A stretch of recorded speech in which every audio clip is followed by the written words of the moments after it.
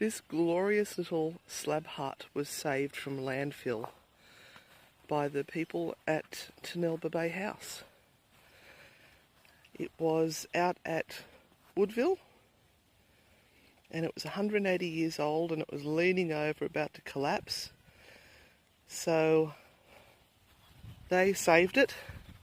It was just going to go to the dump, and they've now turned it into what they call the photo booth, because people come here at their wedding and they sit here and have photos taken by everyone.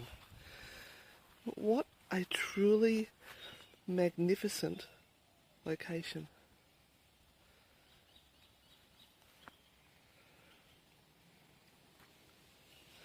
And there's the house itself. Tanilba House. Check it out, people.